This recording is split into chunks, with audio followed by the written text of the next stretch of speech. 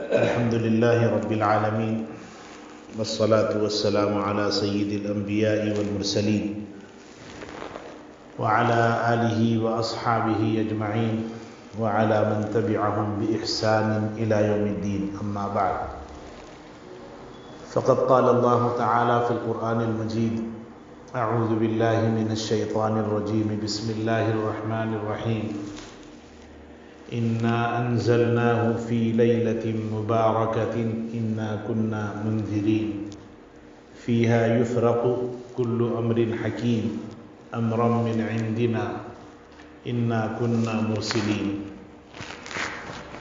صدق الله مولانا العلي العظيم. محترم اور معزز سامعین، اللہ تبارک و تعالیٰ کا فضل ہے، اس کی مہربانی ہے کہ پروردگار عالم نے صحت سلامتی کی حالت میں ہم سب کو اب رحمتوں کے دنوں کے قریب کر دیا، یہاں تک کہ 2-3 دن کے بعد رحمتوں والی برکتوں والی ایک رات جس کو ہم سب شب برات کے نام سے جانتے ہیں وہ ملنے والی ہے. پھر اس کے بعد شعبان المعظم کے جو اور بچے ہوئے ایام ہیں وہ بھی برکتوں والے رحمتوں والے اور اللہ تبارک و تعالیٰ کی طرف سے عنایتوں والے ہیں. پھر اس کے بعد مہینوں کا سردار سید الشہور رمضان، سارے مہینوں کا جو سردار ہے وہ ہے رمضان، وہ بھی اللہ تبارک و تعالیٰ اپنے فضل سے عطا کرنے والے ہیں. اللہ کا جتنا بھی شکر ادا کیا جائے کم ہے. کتنے لوگ ایسے ہیں جو گزشتہ ہمارے ساتھ تھے اور اب وہ اللہ کو پیارے ہو گئے. ہو سکتا ہے پھر ہم کو موقع ملے شب برات کا یا رمضان المبارک کا، یا نہ ملے، اللہ کے علاوہ کوئی نہیں جانتا. ایک ایک لمحے کی قدر کرنے کی ضرورت ہے. کسی بھی کام کو وقت سے پہلے اس کی تیاری کی جائے تو وہ کام ڈھنگ سے سلیقے کے ساتھ ہوتا ہے. اچانک کوئی کام کیا جائے تو بد سلیقہ اور بد نظمی کا شکار ہو جاتا ہے. اچانک شادی نہیں ہوتی گھر میں، شادی کی تاریخ طے کی جاتی ہے تاکہ کچھ تیاری ہو. اسی طرح سے عید آتی ہے تو عید سے پہلے سے کچھ تیاریاں ہوتی ہیں. گھر میں مہمان آنے والے ہیں تو مہمان کی آمد سے پہلے ان کے استقبال کے لیے، ان کی خوشی کی خاطر کچھ تیاریاں کی جاتی ہیں. سمجھدار اور عقل مند لوگ وقت سے پہلے تیاری کرتے ہیں، اور جس کام کی تیاری پہلے سے ہوتی ہے وہ کام تھوڑا سلیقے کے ساتھ انجام دیا جا سکتا ہے. ہم نے مناسب سمجھا آج شب برات سے متعلق کچھ باتیں ہم سب کے سامنے آ جائیں. 2-3 دن کا وقت ابھی باقی ہے تو شب برات کے استقبال کا ہم کو موقع مل جائے. اور شب برات کی جو رات ہے جس کو حدیث شریف میں لیلۃ الصک اور لیلۃ الرحمہ بھی کہا گیا، لیلۃ البراءہ بھی کہا گیا، اس رات کی ہم عظمت کو سمجھ کر اس رات میں خوب زیادہ سے زیادہ عبادت کرنے والے ہو جائیں، اور اس رات میں ایسے کچھ کام ہم کریں جن کاموں کی وجہ سے اللہ تبارک و تعالیٰ کی رضا اور اللہ تبارک و تعالیٰ کی خوشنودی ہم کو مل سکے. آج کا یہ مادہ پرستی کا دور ہے کہ آدمی اپنے مفاد کی تلاش میں رہتا ہے. مجھے کیا ملے گا، میں یہ کام کروں گا مجھے کیا ملے گا، اس کا آؤٹ پٹ کیا ہے. جاب کرتا ہے تو جاب کے لیے جب جا رہا ہے تو اس کے ذہن میں جاؤں گا ریگولر، میری تنخواہ مجھے ٹائم پر ملے گی اور وقت پر تنخواہ ملنے سے میرے سارے مسائل حل ہوں گے۔ کسی سے دوستی نبھاتا ہے تو دوستی نبھانے میں کچھ نہ کچھ مفاد سامنے ہوتا ہے کہ فلاں سے میں دوستی رکھوں گا، برے وقت میں وہ ساتھ آئیں گے۔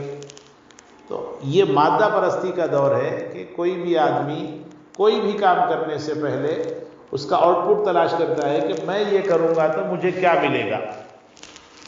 شب برات آنے والی ہے، اس کے بارے میں بھی اس کا آؤٹ پٹ سوچے گا وہ کہ بھائی میں اگر اس رات میں جاگا تو مجھے کیا ملے گا، نہ جاگوں تو کیا نقصان ہوگا، اس رات کی عظمت کیا ہے۔ یہ ساری باتیں وقت سے پہلے اگر معلوم ہو جائیں ہم سب کو تو پھر اس کا صحیح استقبال ہوگا، اس کی عظمت پہچانیں گے۔ اور اس رات میں عبادت کے معاملے میں حضور صلی اللہ علیہ وسلم نے جن باتوں کی نشاندہی فرمائی اس کے مطابق وہ رات ہم گزاریں گے۔ اور اگر معلوم اب نہیں کریں گے، بالکل شب برات والی جو رات ہے اسی میں عشاء کے بعد امام صاحب خطیب صاحب مسجد کے اندر بیان کرتے رہیں گے تو پھر ہمارا جو عشاء تک کا وقت ہے وہ یوں ہی ہمارا ضائع ہو جائے گا۔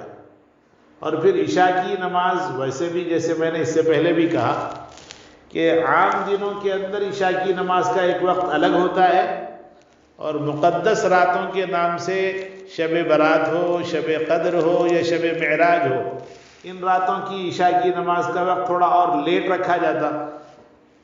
نتیجتاً عشاء کی نماز دیر سے، پھر نماز کے بعد آدھا گھنٹہ، ایک گھنٹہ، بعض خطیب حضرات 2 گھنٹے اگر بیان کرتے ہیں تو اب اس کے بعد جو کچھ اسٹیمنا تھا، جو کچھ طاقت تھی، جو کچھ انرجی تھی وہ بیٹھے بیٹھے ہماری ختم ہو گئی۔ اب اس کے بعد نکلیں گے، تھوڑی سی چائے پی لیں گے، غپ شپ کر لیں گے، یوں ہی گزار لیں گے، اور اس کے بعد دل میں یہ خیال کر لیں گے کہ میں نے شب برات اچھی گزار لی۔ اس کا نام شب برات اچھی گزارنا نہیں ہے۔ شب برات اچھی گزارنا یعنی اللہ تعالیٰ کو منا لینا ہے۔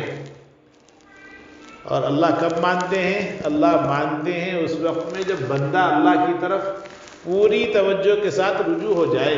غفلت کی زندگی اللہ کو پسند نہیں، اور غفلت میں کوئی دعا کرتا ہے وہ دعا بھی قبول نہیں ہوتی۔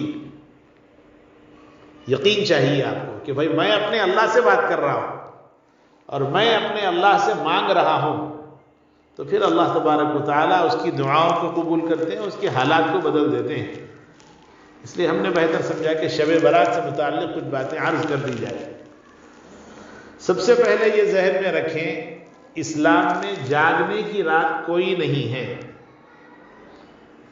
غیر مسلموں کے پاس یہ تصور ہے، سال میں کسی رات کو وہ لوگ جاگنے کی رات کہہ لیتے ہیں، اور اس رات میں ٹھی ٹھی ٹھا ٹھا، ہی ہا ہا، غپ شپ یوں ہی کرتے کرتے، ٹی وی دیکھتے ہوئے، اپنے اپنے دیگر انفرادی کاموں کے اندر رہتے ہوئے اس طرح سے وہ لوگ زندگی گزار لیتے ہیں۔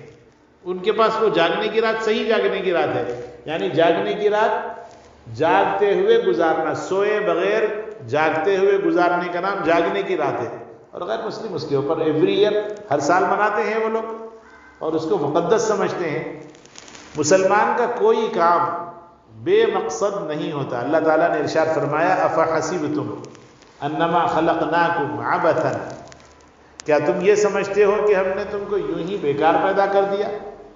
یعنی بیکار اللہ نے کسی کو نہیں پیدا فرمایا، ہر کام کو مقصد سے پیدا فرمایا۔ اگر شب برات آتی ہے تو اس کا بھی مقصد ہے کہ اللہ تعالیٰ چاہتے ہیں بندوں کو معاف کر دیں، تو شب برات بھی ایک مقصد سے آ رہی ہے، تو اس کے مقصد کو پہچاننا ضروری ہے۔ ہاں، حضور صلی اللہ علیہ وسلم نے اس کا بڑا اہتمام فرمایا، اور حضور اکرم صلی اللہ علیہ وسلم نے حضرات صحابہ اکرام رضوان اللہ علیہم اجمعین کو اس بات کی تلقین فرمائی کہ یہ بڑی مقدس رات ہے، اس رات کی عظمت کرو، اس رات میں خوب عبادت کرو۔ دیکھیے، جاگنے کی رات کا جو لفظ ہے وہ جاگنے کی رات کا لفظ اگر کوئی استعمال کرتے ہیں شب برات کو یا شب قدر کو تو وہ لفظ ہی غلط ہے۔ جاگنے کی کوئی رات نہیں اسلام میں۔ پھر کیا کہیں گے؟ شب برات کو کہیے شب برات۔ شب برات جو لفظ ہے، شب مانے رات، برات کے معنی معافی، شب برات معافی کی رات. لیلۃ الرحمہ، لیلہ کے معنی ہے رات، رحمہ کے معنی رحمت. لیلۃ الرحمہ رحمت والی رات، یعنی اللہ تعالیٰ بندوں کی طرف متوجہ ہو جاتے ہیں، وہ بابرکت رات ہے. تو اس رات میں خوب زیادہ سے زیادہ عبادت کرنے کا حکم دیا گیا. شب برات ہو یا شب قدر ہو، سال میں ایک مرتبہ آتی ہے. اس رات کی خوب زیادہ عظمت کرنا چاہیے. عام دنوں میں کچھ بھی کھائیں، ایسی مقدس راتوں میں ہلکی پھلکی غذا کھانا چاہیے. عام طور پر گھروں میں رواج ہے، کچھ خاص اہتمام سے بناتے ہیں، مرغن غذاؤں کا اہتمام کیا جاتا ہے. بعض گھروں میں بڑوں کی عید بھی کہا جاتا ہے شب برات کو، کہ کوئی مر گیا خاندان میں، ان کی کچھ خواہش تھی، ان کی کچھ پسند تھی، وہ چیزیں بنائی جاتی ہیں، ان چیزوں کا اہتمام کیا جاتا ہے، کسی کمرے میں رکھ دیا جاتا ہے، کچھ اگربتیاں اس کے اندر لگا دی جاتی ہیں، ڈور بند کر دیا جاتا ہے، اور یہ تصور لیا جاتا ہے کہ کچھ دیر کے اندر ہمارے کسی کا انتقال ہو گیا تو ان کی کچھ خواہش ہے، وہ خواہش کھانے کی ہے تو کھانا ان کا بنا کے رکھ دیا گیا، اور کچھ. بعض نادان لوگ اگر وہ سگریٹ پیتے تھے تو ان کی پسند کی سگریٹیں بھی وہاں رکھ دیتے ہیں، اور یہ خیال کیا جاتا ہے کہ وہ ان کی جو روح چلی گئی وہ سال میں ایک مرتبہ ڈھنڈلاتے ہوئے اور تلاش کرتے ہوئے وہاں پہنچتی ہے، اور اپنے لوگوں کے پاس پہنچ کر جو جو ان کی پسند کی چیزیں ہیں اس کو دیکھ کر جاتی ہیں. یہ بالکل خرافات والی بات ہے. روح جانے کے بعد پھر آتی نہیں، قبر میں تو آتی ہے، مگر وہ روح گھر کو آئے، گھر کے پاس آئے، اپنی پسند کی چیزوں کو تلاش کرے، یہ سب بیکار قسم کی باتیں ہیں، اللہ تعالیٰ کو ہرگز پسند نہیں. روح جانے کے بعد پھر اللہ ہی کے پاس رہتی ہے، یا پھر عالم برزخ میں رہتی ہے، قبر میں آتی ہے، سوال جواب ہوتے ہیں. نیک آدمی ہے اس کو جنت میں پہنچا دیا جاتا، یا جنت کی خصوصی جو کچھ انعامات ہیں وہ انعامات کے اندر اس کو رہنے کے لیے آزاد چھوڑ دیا جاتا. کوئی برا ہے جس نے بہت سارے گناہ کیے، توبہ بھی نہیں کیا، تو اس کو دوزخ کی سزا دینا ہے، اب اس کو نکل کے آنے جانے کے لیے اجازت دی جائے. یہ سب باتیں یوں ہی ہیں، غیر مسلموں کے خیالات ہیں. جیسے بعض غیر مسلم یہ بھی کہتے ہیں کہ ایک مرتبہ مرنے کے بعد آدمی پھر دوسری شکل اختیار کر کے آتا ہے، دوسرے کے پاس پیدا ہوتا ہے. یہ سب باتیں بکواس باتیں ہیں. ایک مرتبہ کسی کو روح دی گئی، آپ کی روح، وہ روح پھر دوبارہ نہیں آتی، وہ روح تو بس وہی ہے. اللہ تعالیٰ اپنے فضل سے اس روح کے ساتھ جو بھی معاملہ کرنا چاہیں کرتے ہیں. برا آدمی ہے تو اس کے ساتھ سختی ہوتی ہے، پنشمنٹ ہوتی ہے، اور نیک آدمی اگر ہے تو اس کو اعزاز اور اکرام کے ساتھ نوازا جاتا ہے. تو یوں کہنا کہ شب برات بڑوں کی عید ہے، یہ بالکل غلط ہے. شب برات سے پہلے گھروں کو چنا کیا جاتا، قبرستانوں کو چنا کیا جاتا، یہ بھی، اس کی بھی کوئی اصل نہیں. تیاری کرنے کا حکم دیا جاتا. عام طور پر مساجد میں کہا جاتا رمضان آنے والا، استقبال کرو، تو لوگ استقبال کا مطلب سمجھتے ہیں مکانوں کو دھونا، مکانوں کو صاف کرنا، چونا پانی کرنا. اس کا نام لوگ سمجھتے ہیں تیاری. تیاری اس کا نام نہیں ہے. تیاری تو یہ ہے کہ آپ وقت سے پہلے پلان کیجئے میرا رمضان کیسے ہو. کہ میں روزانہ اگر ایک پارہ پڑھتا تو میرے ایک پارہ پڑھنے کی وجہ سے اب تک میں ایک پارہ روز پڑھتا تھا، تو اب 2 پارے پڑھنا چاہیے، اس لیے کہ رمضان آ گیا. مہینوں کا سردار ہے، اور جب مہینوں کا سردار آپ کے پاس آیا ہے بہت سارے انعامات لے کر، تو اس کو خوش کر کے بھیجنا چاہیے. تو رمضان کے استقبال کے لیے اللہ تعالیٰ نے شب برات کا سسٹم رکھا ہے. شب برات، بعض لوگ کہتے ہیں کہ شب برات نہیں آتی، بالکل غلط بات ہے. 1-2 نہیں، 10 سے زیادہ صحابہ اکرام رضوان اللہ علیہ مجمعین سے یہ حدیث ثابت ہے. اللہ کے نبی صلی اللہ علیہ وسلم نے بڑے اہتمام کے ساتھ شب برات میں عبادت فرمائی. ایک حدیث میں تو یہاں تک فرمایا اللہ کے نبی صلی اللہ علیہ وسلم نے، اذا کانت لیلۃ النصف من شعبان، شعبان کی 15ویں شب ہو جائے، اس کو ہم لوگ شب برات کہتے ہیں. اذا کانت لیلۃ النصف من شعبان فقوموا لیلہا، اس رات میں جاگو، عبادت کرو. جاگو کا مطلب یوں ہی بیٹھ کر غب شپ کرنا، باتیں کرنا، گھومتے پھرنا، یہ نہیں. قوموا لیلہا یعنی قیام کرو، اللہ کے سامنے کھڑے ہو جاؤ، عبادت کرتے ہوئے، نمازیں پڑھتے ہوئے، قرآن کریم پڑھتے ہوئے. اس طرح سے قوموا لیلہا وصوموا نہارہا. اور پھر جب صبح ہو جائے تو اس صبح میں روزہ رکھو. کیوں؟ اس لیے کہ اللہ تعالیٰ فَإِنَّ اللَّهَ تَعَالَى يَنزِلُ مِنَ السَّمَاءِ إِلَى السَّمَاءِ الدُّنْيَا، اس لیے کہ اللہ تو رہتے ہیں عرش پر جو 7 آسمانوں سے اوپر ہے۔ اللہ تبارک و تعالیٰ اس رات میں، شب برات والی جو رات ہوتی ہے، اس رات میں عرش سے نیچے اتر کر اس آسمان پر تشریف لاتے ہیں جس آسمان کو ہم لوگ دیکھتے ہیں، یعنی یہی آسمان۔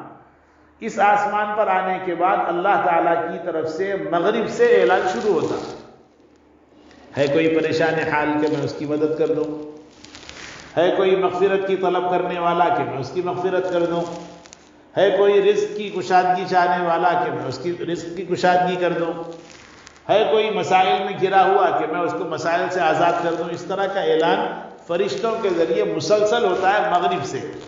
جیسے میں نے ابھی کہا شب برات میں عشاء کی نماز ہوتی ہے 9 بجے، اگر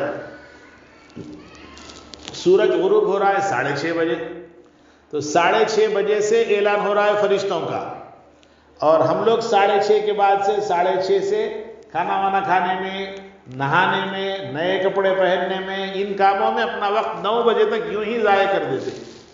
9 بجے تک فرشتوں کی طرف سے اعلان ہو رہا ہے، مگر ہم لوگ اللہ تعالیٰ کی طرف متوجہ نہیں ہوتے۔ اس لیے ہم نے مناسب سمجھا کہ شب برات کے عنوان پہ وقت سے پہلے اگر بیان ہو جائے تو پھر مغرب سے ہی ہم لوگ اللہ تعالیٰ کی طرف متوجہ ہو جائیں۔ اللہ کی طرف سے مسلسل اعلان ہوتا۔ ہر آدمی آج پریشان ہے، اور پریشانی اپنی انڈیویجول بھی ہے اور پھر اجتماعی پریشانی بھی ہے۔ پوری دنیا میں کورونا ختم ہو گیا تھا، پھر کورونا واپس آ گیا۔ لوگ پریشان ہیں، وباؤں کی وجہ سے، بلاؤں کی وجہ سے پریشان ہیں، فائنینشیل مسائل کی وجہ سے لوگ پریشان ہیں، صحت کے مسائل کی وجہ سے پریشان ہیں۔ تو یہ سب چیزوں کے لیے اللہ تعالیٰ کی طرف متوجہ ہونے کا یہ وقت ہے کہ اللہ جو ہو گیا سو ہو گیا، اب اس وقت میں اللہ ہماری مدد فرمائیے۔ مسلمانوں کی ہی نہیں، پوری دنیا والوں کی مدد کی ضرورت ہے، تو اللہ تعالیٰ کی طرف متوجہ ہو جانا اور اللہ سے خوب مانگنا، گڑ گڑا کر مانگنا۔ تو یہ ایک اچھا موقع اللہ تعالیٰ نے اپنے فضل سے ہم کو عطا فرما دیا، اس رات کی خوب قدر کرنا۔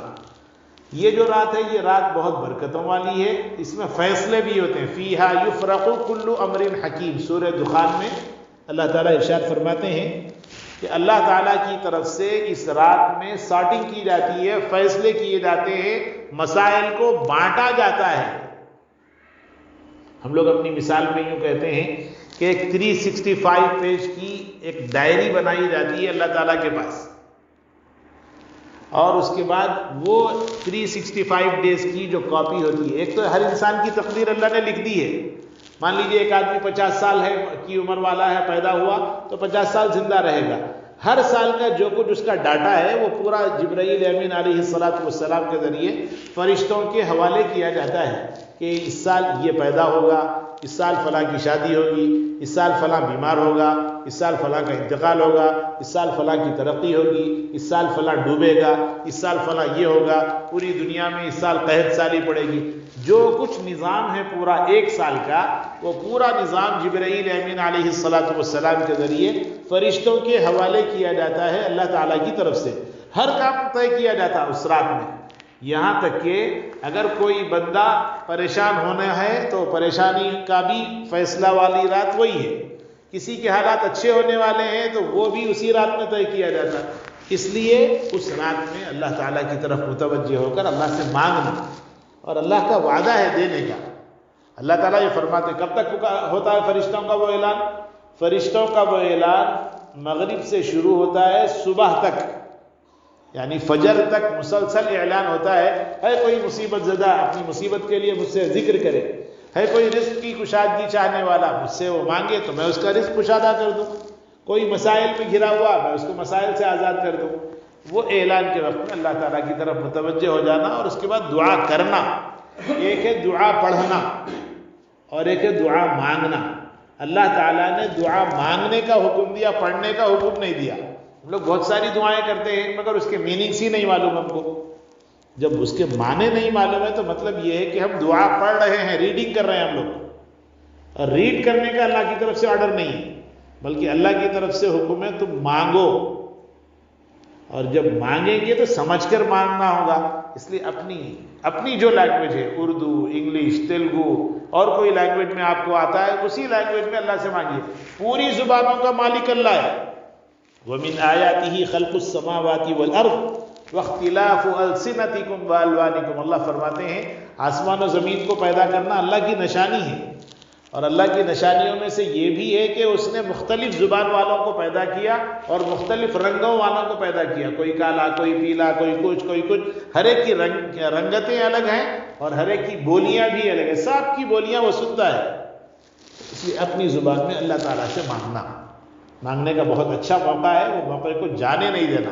اپنے لیے مانگنا، بیوی کے لیے، بچوں کے لیے، ماں باپ اگر ہیں تو ان کے لیے مانگنا، ان کی صحت سلامتی کے لیے، اگر ماں باپ نہیں ہیں تو ان کے مغفرت کے لیے، ان کی نجات کے لیے، ان کی بخشش کے لیے اللہ تعالیٰ کی طرف متوجہ ہو کر مانگنے کی ضرورت ہے، اس لیے کہ یہ موقع پھر ملے گا یا نہیں ملے گا نہیں معلوم۔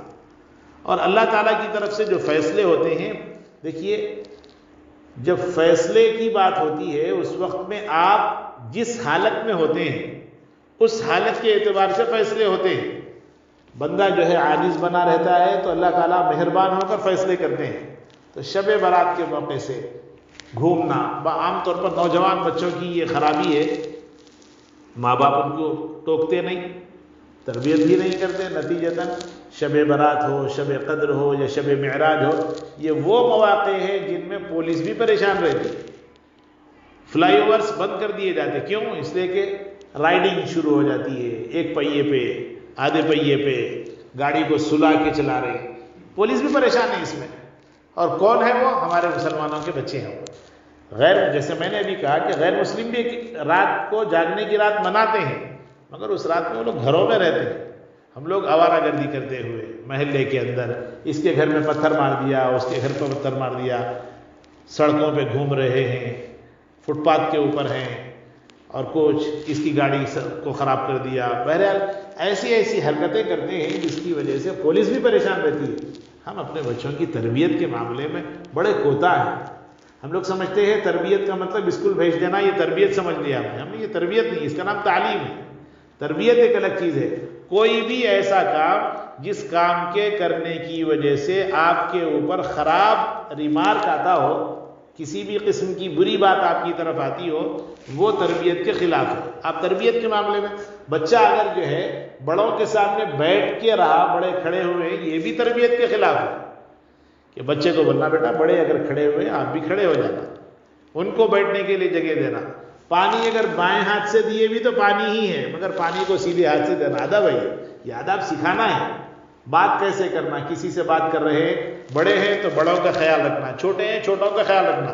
یہ نہیں کہ بھائی میں بہت بڑا آدمی ہوں، آپ اپنی جگہ کچھ بھی ہوں گے، مگر سامنے والا جو ہے اس کے معیار سے آپ گفتگو کرنا۔ سامنے والا بڑا آدمی ہے، اس کے حساب سے آپ کی گفتگو ہو۔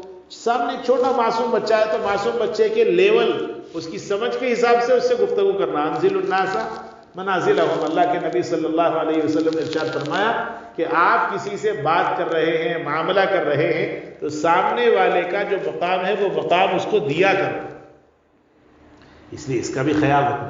تو شب برات جو اللہ تعالیٰ نے عطا فرمائی ہے اس کی خوب قدر کرنا۔ اس رات میں ہلکی پھلکی غذا ہو، کھانے میں ہلکا کھانا ہو، روزانہ کھاتے رہے، کھانے کی عمر جب تک باقی ہے، جب تک زندہ ہے کھائیں گے۔ اس رات میں زیادہ مرغن کھائیں گے، نیند آئے گی، سستی آئے گی، عبادت میں دل نہیں لگے گا۔ اس رات میں ہلکا پھلکا کھا کر اللہ کے پاس گڑ گڑا کر عاجزی سے جو ہو سکتا ہے، نمازیں پڑھنا ہے نمازیں پڑھیے، قرآن مجید پڑھ سکتے ہیں قرآن مجید پڑھیے، درود شریف پڑھ سکتے ہیں درود شریف پڑھیے، اور کوئی کام ہو سکتا ہے اللہ تعالیٰ کی طرف استغفار وغیرہ کہ اللہ تعالیٰ سے معافی مانگ کر، صرف استغفر اللہ، اللہ میں معافی مانگتا ہوں، سمجھ کر کیجیے، خالی ریڈنگ نہیں۔ خالی ریڈنگ اللہ تعالیٰ کو پسند نہیں ہے، آپ جو مانگ رہے ہیں سمجھ کر مانگیے۔ استغفر اللہ اگر پڑھ رہے ہیں اللہ سے بولیے اللہ میں معافی مانگتا ہوں۔ استغفر اللہ کے معنی ہے میں معافی مانگتا ہوں اے اللہ آپ سے۔ تو سمجھ کر اگر آپ معافی مانگیں گے تو مطلب یہ ہے کہ آپ کا مانگنا ہے، ایکٹنگ نہیں ہے۔ ہم لوگ جتنی دعائیں مسجدوں میں امام صاحب کے پیچھے آمین آمین بولتے ہیں یا اکیلے میں بیٹھ کے جو دعائیں پڑھ لیتے رہتے ہیں وہ دعاؤں کی ایکٹنگ ہے۔ دعا کیا ہے ہماری؟ دعا کیا ہے؟ دعا یہ ہے کہ سمجھ کر مانگیے اللہ بہت غلطی ہوئی ہم سے، گناہ بہت ہوئے، جانتے ہوئے انجانے میں بہت سارے گناہ ہم سے ہو گئے، اللہ معاف فرمائیے۔ اور آپ مسلسل جب بولیں گے، چھوٹا بچہ اپنے باپ کو منا لے سکتا، مانگنے والے فقیر آتے ہیں سگنل پہ دیکھ لیجئے، گھر پہ دیکھ لیجئے، مسجد پہ دیکھ لیجئے، آپ کچھ دینا نہیں چاہتے مگر اس سے چھٹکارا پانے کے لیے کچھ دے کے نکل جاتے ہیں۔ اللہ کو نے اللہ 70 ماہوں سے زیادہ محبت کرنے والا ہے، اس کو منانے کے لیے اگر ہم متوجہ ہو جائیں تو پھر اللہ مان جاتا ہے۔ اللہ سے بولیے اللہ آپ ہی یہ دینے والا ہے، اٹھتا نہیں اس وقت تک جب تک آپ معاف نہیں کریں گے۔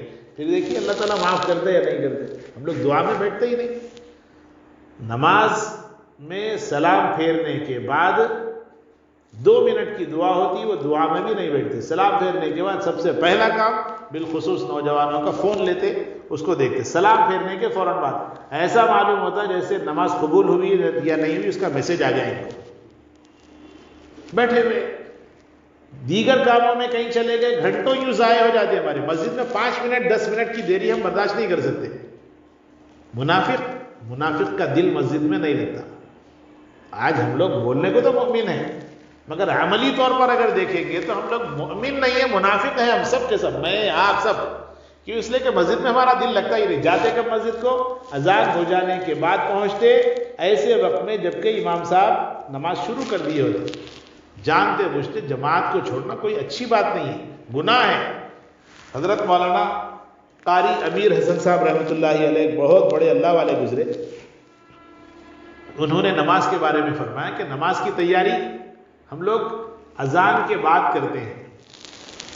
وہ فرماتے تھے کہ نماز کی تیاری اذان سے پہلے ہونا چاہیے، اور اس کے بڑے فائدے بتاتے تھے، اور ہم نے تجربہ کیا، ماشاءاللہ فائدہ ہوتا ہے اس کا۔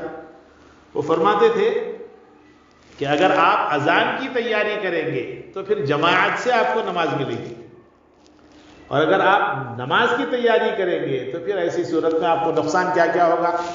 ہو سکتا ہے آپ اذان کے بعد تیاری شروع کریں گے تو مسجد کو جاتے جاتے پہلی صف نہ ملے، ایک نقصان ہے۔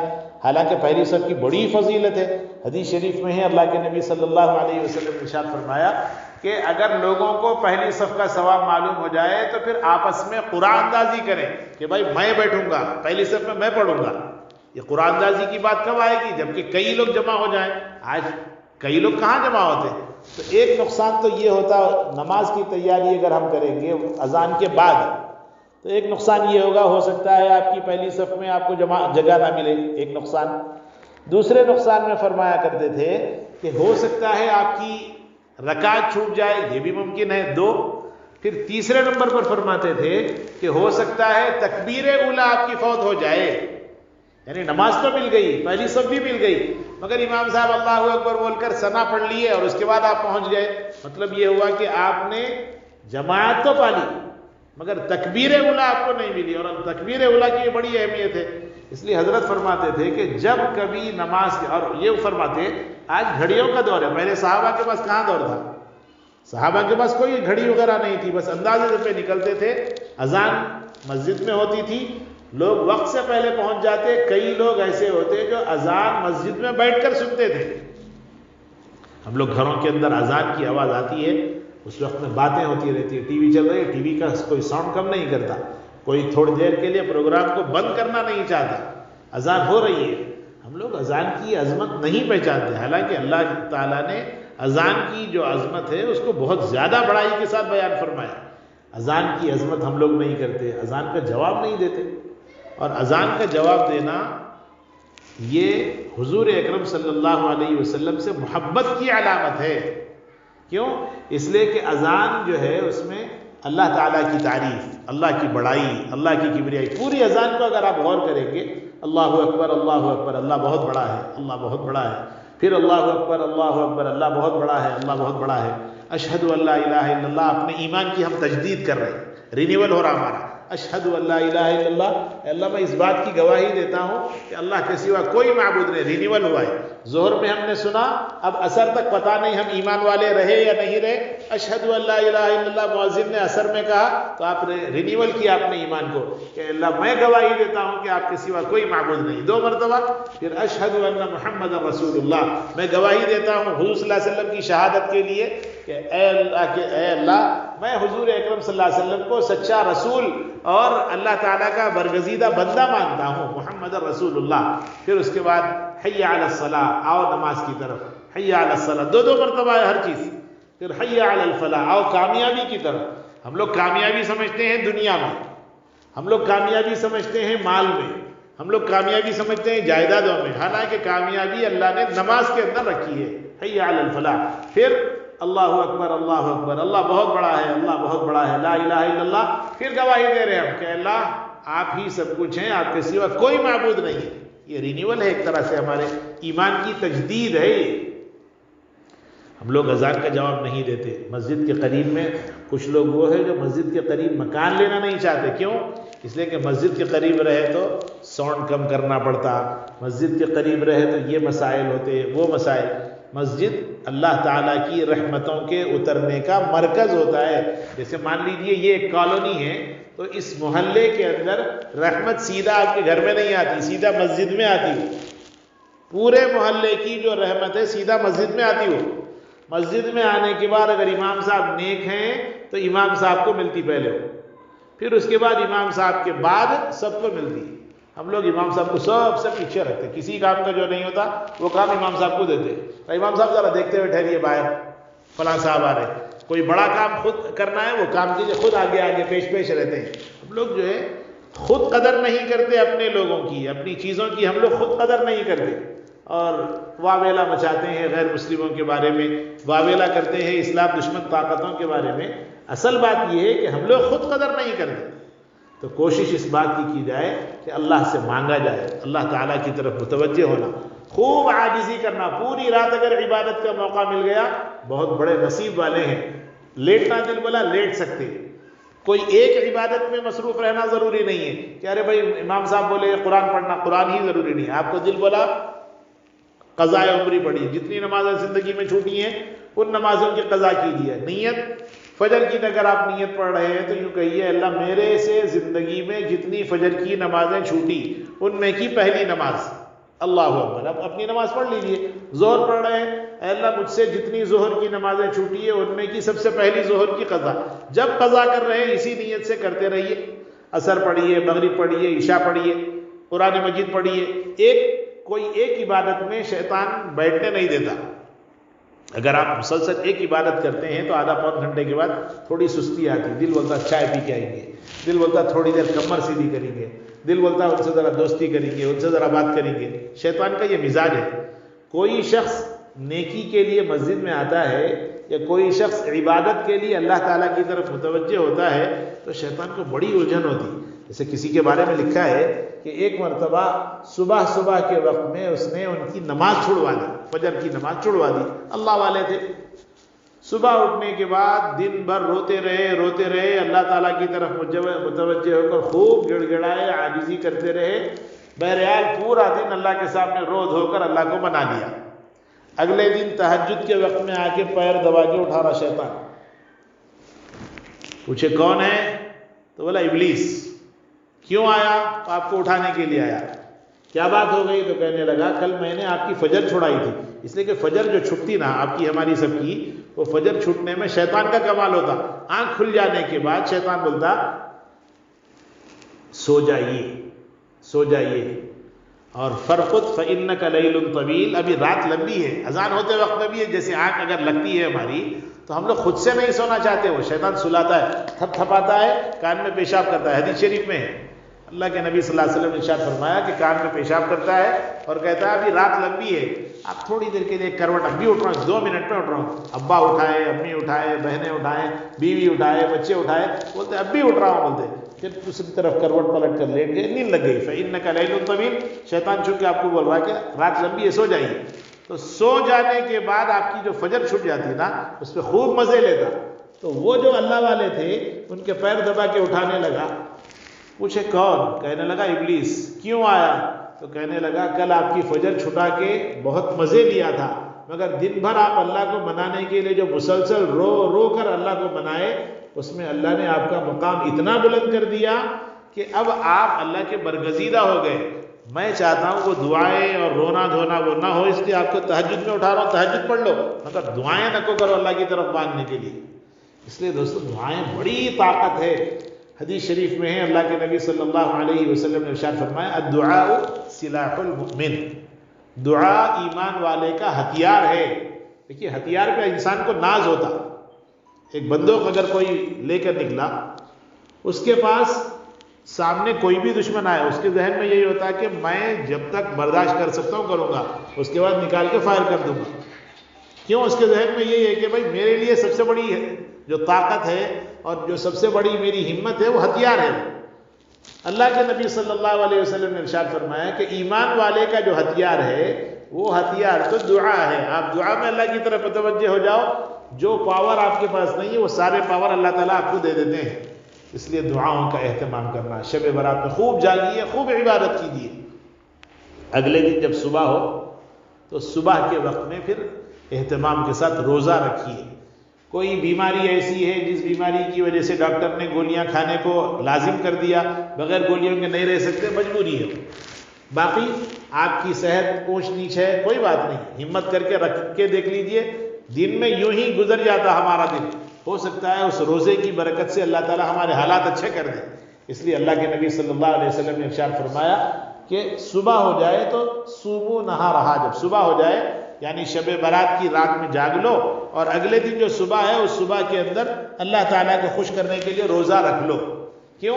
اس لیے کہ اللہ تعالیٰ آسمانی دنیا پر آتے ہیں اور پھر اعلان مسلسل ہوتا ہے اور اس کے اندر مانگنے والے کی مرادیں پوری کی جاتی ہیں. اس لیے اس رات کو جاگیں اور اگلے دن جو صبح ہے اس دن روزہ رکھیں. پھر یہاں سے اب کوشش کر لیجیے، پروگرام ایسا بنائیے کہ باقی جو 13-14 دن جو بچتے ہیں وہ خوب زیادہ اہتمام سے نمازیں جماعت کے ساتھ پڑھیں، روزانہ قرآن کی تلاوت کریں، کوشش کیجیے دینی کاموں کے اندر جڑتے رہیے، اور کوشش کیجیے صدقہ اور خیرات وقت سے پہلے. جیسے میں نے کہا استقبال رمضان کا مطلب لوگ سمجھتے ہیں مکانات کو صاف کرنا، چنا ڈالنا، بسترے صاف کرنا، جھاڑو جھٹکا کرنا. اس کا نام نہیں ہے. صحابہ کا جو معاملہ تھا استقبال رمضان میں، استقبال کا مطلب یہ ہے کہ بیفور ٹائم آپ اپنا جو کچھ آپ کے ایسیٹس ہیں اس میں کس کے اوپر زکوٰۃ بنتی ہے. رہنے کے مکان پر زکوٰۃ نہیں ہے، بینک بیلنس کے اوپر زکوٰۃ ہے، سونا چاندی بیوی کے پاس ہے، آپ کے پاس ہے، آپ نے اکاؤنٹ میں رکھائے ہیں یا پھر بینک کے اندر لاکر میں رکھے ہوئے ہیں، وہ ساری چیزوں کے اوپر زکوٰۃ واجب ہے. تجارت کے کچھ پلاٹس لیے ہوئے ہیں اس کے اوپر زکوٰۃ واجب ہے. یہ جتنی چیزیں ہیں اس کو کیلکولیٹ کرنا، جمع کرنا، اس کو لکھ لینا، پھر اس کے بعد اس کے اوپر زکوٰۃ کتنی بنتی ہے وقت سے پہلے تیاری کرنا.